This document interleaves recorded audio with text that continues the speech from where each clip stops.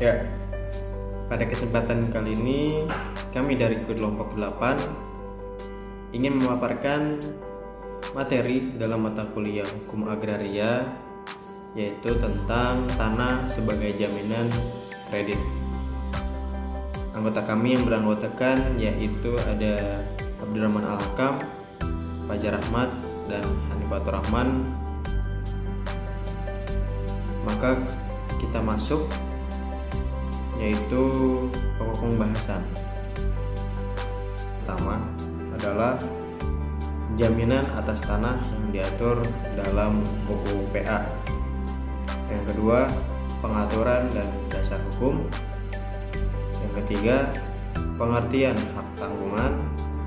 Dan keempat, ciri-ciri hak tanggungan. Baik, selanjutnya jaminan atas tanah yang diatur dalam UU PA.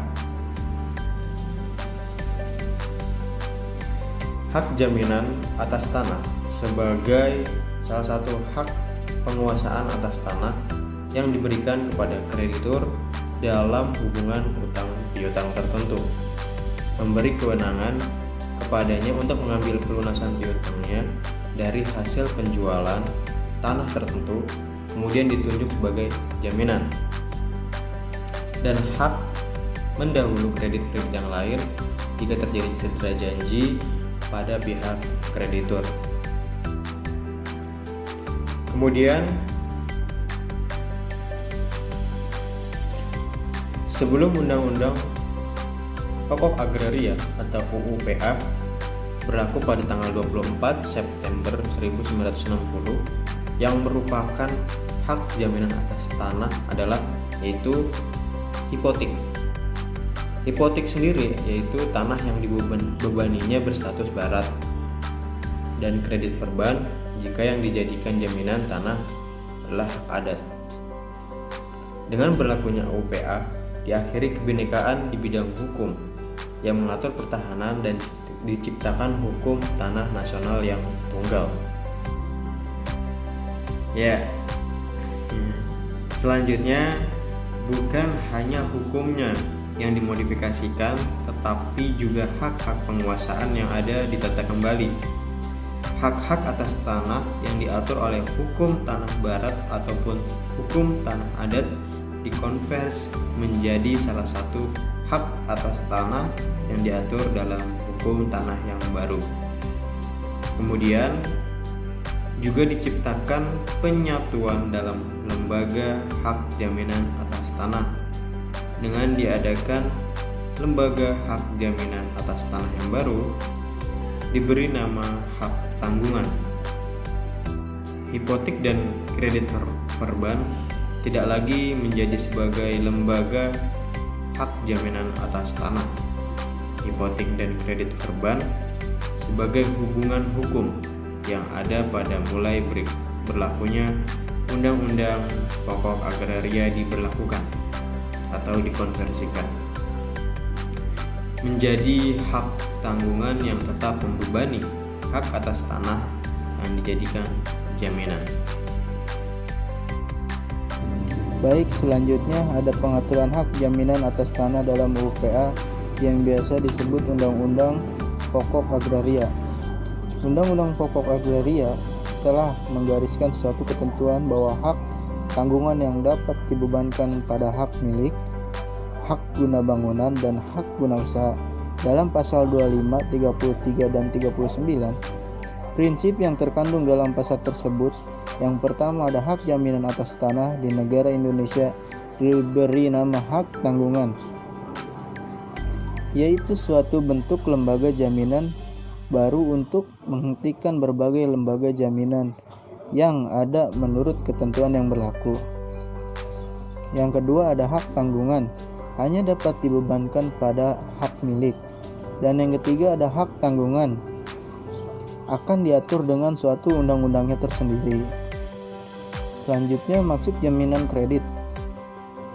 Untuk menghindari terjadinya wan prestasi oleh pihak debitur, wan prestasi atau cedera janji adalah kondisi di mana debitur tidak dapat melaksanakan kewajibannya yang ditentukan di dalam perikatan khususnya perjanjian, sehingga tidak ada wan prestasi tersebut bisa digolongkan sebagai pelanggaran kewajiban kontraktual. Pelaksanaan kewajiban yang tidak dapat atau tidak tepat pada waktunya disebabkan oleh dua hal. Yang pertama, karena kesalahan pihak debit, baik dengan sengaja tidak dipenuhi kewajibannya oleh debitur, maupun karena kelalaian dan karena keadaan terpaksa. Di luar kemampuan debitur, salah satu pihak yang tidak bisa memenuhi prestasi, maka yang tidak bisa memenuhi prestasi tersebut bisa dibilang wan prestasi. Dengan begitu, seorang debitur disebutkan dan berada dalam keadaan wan prestasi apabila debitur dalam melakukan pelaksanaan prestasi tidak menurut sepatutnya atau selayaknya pelaksanaan janji sesuai yang diatur dalam perikatan atau perjanjian adalah prestasi. Sedangkan wan prestasi adalah ketidakadaan pelaksanaan janji. Apa itu wan prestasi dan akibat hukumnya? Kegagalan pelaksanaan pemenuhan kewajiban sebuah kontrak atau perjanjian dapat terjadi karena faktor internal para pihak maupun faktor eksternal yang berpengaruh terhadap eksistensi kontrak yang bersangkutan.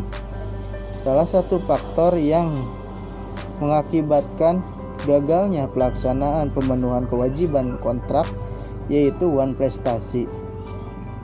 Syukurnya nih, kita hidup dengan telah diatur oleh hukum positif Indonesia bahwa pihak pelaku yang berwan prestasi wajib bertanggung jawab dengan memberikan sejumlah ganti rugi yang sesuai telah diperjanjikan. Nah, berikut ini adalah bentuk wan prestasi dapat berupa: yang pertama, terdapat pihak yang tidak melaksanakan apa yang diperjanjikan, dan yang kedua, melaksanakan yang diperjanjikan tapi tidak sebagaimana mestinya, dan yang ketiga, melaksanakan apa yang diperjanjikan tapi terlambat, dan yang keempat, salah satu pihak yang terkait kontrak melakukan suatu yang menurut perjanjiannya tidak boleh dilakukan. Contoh perbedaan antara wan prestasi dan penipuan. Tindakan wan prestasi termasuk ke dalam bidang hukum perdata, sementara itu penipuan masuk ke dalam bidang hukum pidana yang terdapat pada pasal 378 KUHP. Seseorang dianggap melakukan penipuan apabila ia melawan hak dengan maksud menguntungkan dirinya sendiri atau orang lain. Melawan hak atau tidak penipuan dapat dicontohkan seperti memakai nama palsu, memakai identitas diri, perkataan-perkataan bohong, dan lain-lain. Apabila pada tindakan penipuan ada unsur kesengajaan pada diri pelakunya, berbeda dengan tindakan wan prestasi yang bisa saja orang yang dituduhkan tersebut melakukan wan prestasi tidak memiliki niat untuk melakukan wan prestasi, seperti tidak melaksanakan perjanjian karena hal-hal di luar kemampuannya. Misalnya, dalam perjanjian pada tanggal 4 Agustus 2020, pihak A harus melakukan salah satu terima rumah yang dibeli oleh pihak B. Namun karena wilayah tempat berdirinya rumah tinggal tersebut dilanda banjir, maka pihak A tidak bisa menyerahkan rumah tersebut. Dalam hal ini pihak A berwan prestasi terhadap pihak B selaku pembeli rumah. Untuk menghindari resiko rugi yang akan dialami oleh pihak kreditur, maksudnya ialah pihak kreditur pasti tidak ingin mendapatkan kerugian ketika melakukan perjanjian. Bisa saja pihak kreditur tertipu atau memainkan oleh pihak debitur.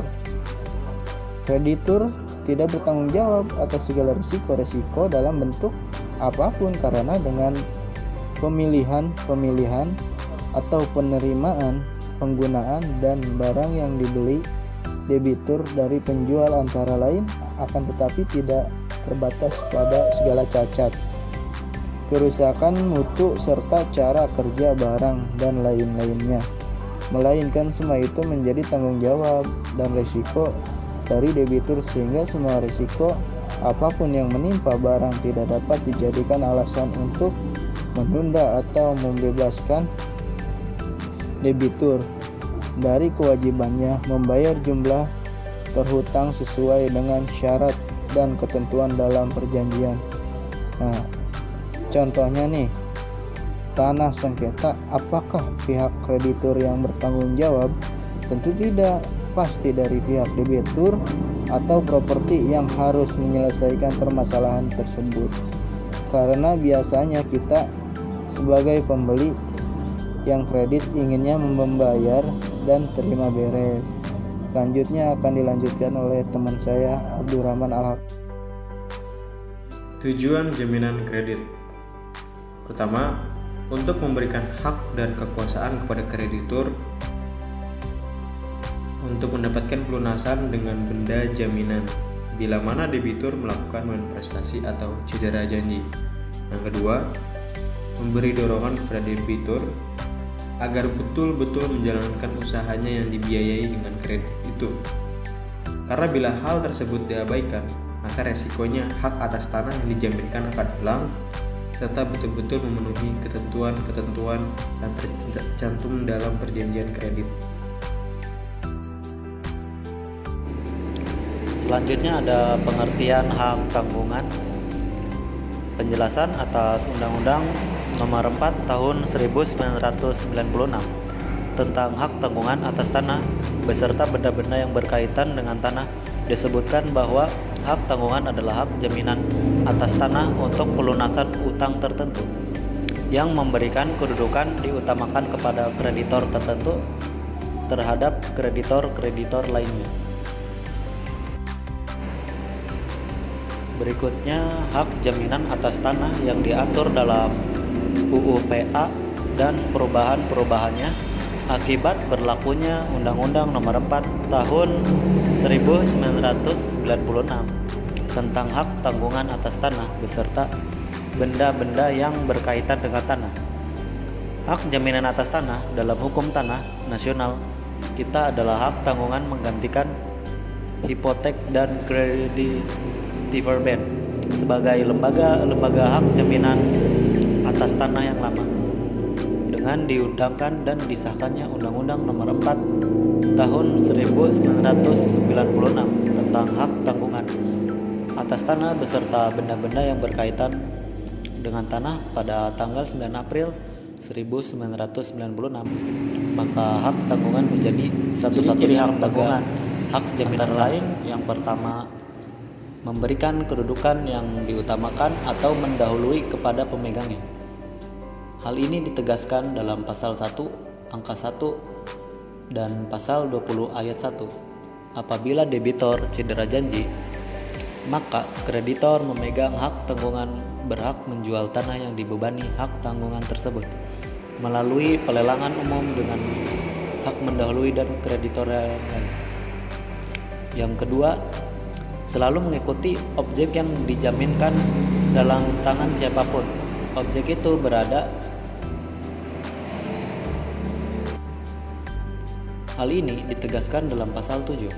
Sifat ini merupakan salah satu jaminan khusus bagi kepentingan pemegang hak tanggungan. Meskipun objek hak tanggungan telah berpindah tangan dan menjadi milik pihak lain, kreditor masih tetap dapat menggunakan haknya untuk melakukan eksekusi apabila debitor cedera janji.